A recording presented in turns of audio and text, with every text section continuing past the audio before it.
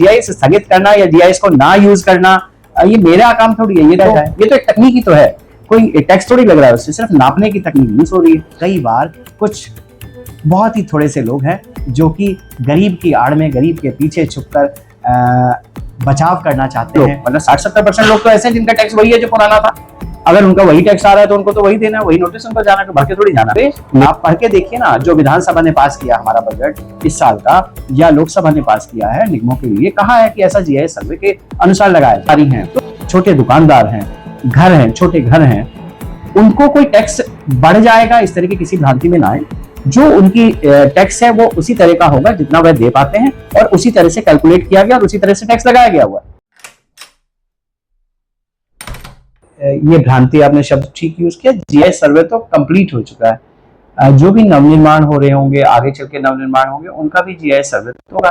देखिए, जीआईएस को लेके जो भ्रांति है, कोई जीआईएस कोई भूत नहीं है।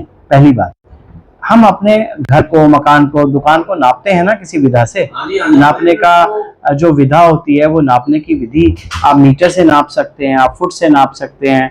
तो इसी तरह जीआईएस सर्वे जो है वो नापने की, लोकेशन को फिक्स करने की सैटेलाइट के माध्यम से, और उसको फिर स्थान पर जाके सर्वे के माध्यम से फिक्स करने की एक विधा है।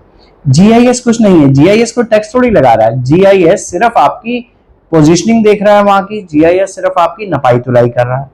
उसके बाद 2015 में जो रेट थे, मैं पुनः कह रहा हूं, 2015 में हमारे नगर निगम ने जो बजट में रेट तय किए थे टैक्स को लेकर, रेट वही हैं।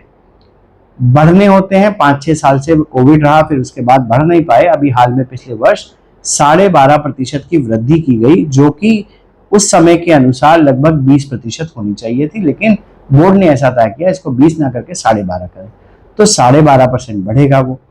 और अगर किसी का अभी नया निर्माण हुआ है तो क्या तरीका है उसको, सरकार कहती है, और यह विधानसभा उत्तर प्रदेश में पास हुआ, केंद्र में संसद में पास हुआ, कि जो कर का निर्धारण है वह जीआईएस तकनीक से किया जाए। ये तो एक तकनीक ही तो है, कोई टैक्स थोड़ी लग रहा है उससे, सिर्फ नापने की तकनीक यूज हो रही है।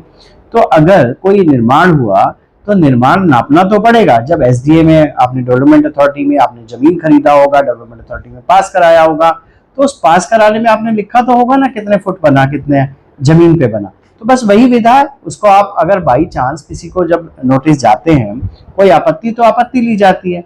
फिलहाल में सिर्फ क्योंकि व्यापारी संगठनों ने रिप्रेजेंट किया था, लगभग सब व्यापारिक संगठनों ने रिप्रेजेंट किया, साथ में होटल के संगठन, औद्योगिक संगठन, सब मेरे से मिलने आए, सबने वार्ता की थी। और उस वार्ता के क्रम में हम लोग जो नोटिस जा चुके हैं 1 महीने से, पिछले हम लगभग उसको पुनर्निरीक्षित कर रहे हैं, वार्ड वाइज पुनर्निरीक्षित कर रहे हैं। और एक बार फिर हम लोग सब व्यापारी नेताओं से, व्यापार के जो प्रतिनिधि हैं उन सबसे बात करेंगे, और ऐसा बात वार्ता करने के बाद जो कुछ भी हम आपस में तय करेंगे वो करेंगे। कोई इसका मतलब ये नहीं हुआ कि जीआईएस स्थगित हो गया। जीआईएस स्थगित करना या जीआईएस को ना यूज करना, ये मेरा काम थोड़ी है। ये तो नगर निगम का कार्य नहीं होता ना। जीआईएस सर्वे आप पढ़ के देखिए ना, जो विधानसभा ने पास किया हमारा बजट इस साल का, या लोकसभा ने पास किया है निगमों के लिए, कहा है कि ऐसा जीआईएस सर्वे के अनुसार लगाया जाए। तो जीआईएस सर्वे कोई नया नहीं हो रहा है, कोई नया सर्वे नहीं होने जा रहा है। नंबर 1, जो सर्वे हो चुका है हो चुका है। अब उसके जो नोटिस जाने हैं, और काफी सारे लोग, मतलब 60-70% लोग तो ऐसे हैं जिनका टैक्स वही है जो पुराना था। अगर उनका वही टैक्स आ रहा है तो उनको तो वही देना, वही नोटिस उनको जाना, भर के थोड़ी जाना। लेकिन अगर किसी का नवनिर्माण हो गया है, कोई बढ़ गया है, किसी ने किसी भी त्रुटिवश, हमारी या उनकी या पुराने समय पे त्रुटिवश अंकित ठीक तरह से नहीं हुआ है, उसके बारे में कंप्लेंट लेंगे, और एक अभियान चला के, व्रत अभियान चला के, व्यापारियों के संगठनों के सहयोग से उसको कार्य को करेंगे, और उसका कर का निर्धारण करेंगे। और जो कर निर्धारण होगा वो आपस की सहमति के अनुसार, जो लॉ के अंदर है, उस लॉ के अंदर जाते हुए, और उसमें जो भी हमारे लिए ज्यादा से ज्यादा सुविधा हम अपने नागरिकों को दे पाएंगे वो देंगे। एक बात आश्वस्त रहें, जो छोटे व्यापारी हैं, छोटे दुकानदार हैं, घर हैं, छोटे घर हैं, उनको कोई टैक्स बढ़ जाएगा इस तरह की किसी भ्रांति में ना आए।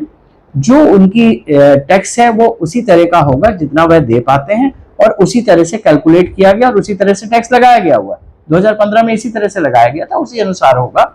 लेकिन कोई अगर नई बिल्डिंग आ गई है, बड़े मॉल आ गए हैं, बड़े होटल्स आ गए हैं, बड़े शोरूम्स आ गए हैं, तो वह बिल्कुल भ्रांति में ना रहें कि उनको टैक्स नहीं देना होगा या किसी दबाव में, किसी आंदोलन में टैक्स रुक जाएगा उनका।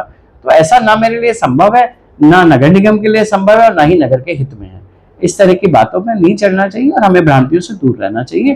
तो अभी हम लोग ने चर्चा के लिए, आपस में वार्ता करने के लिए, संवाद करने के लिए नए नोटिस को कहा है अभी जारी ना करें, स्थगित नहीं है, अभी जारी ना करें, पुनर्निरीक्षण कर लें, वार्ड वाइज निरीक्षण कर लें, लिस्टिंग कर लें और उसके बाद सब व्यापारी जितने भी व्यापार प्रतिनिधि हैं उन सबसे बात करके, संवाद करके उसको जारी किया जाए। बिल्कुल आश्वस्त रहें, किसी भी छोटे दुकानदार, किसी भी गरीब को किसी भी तरह की तकलीफ नहीं होने दी जाएगी। लेकिन एक बात और है, कई बार कुछ बहुत ही थोड़े से लोग हैं जो कि गरीब की आड़ में, गरीब के पीछे छुपकर बचाव करना चाहते हैं। सबको राष्ट्र के लिए समर्पित होना चाहिए, सबको अपना टैक्स देना चाहिए।